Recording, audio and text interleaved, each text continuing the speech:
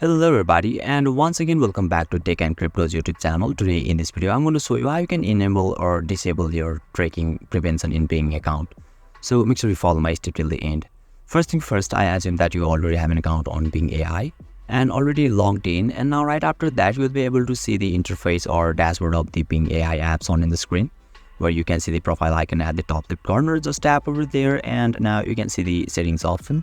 So once you tap on that option, you can see privacy option, right? So you need to select that one, and now you can see tracking prevention, which is on right now. So simply select that option and now you can enable or disable your tracking from here.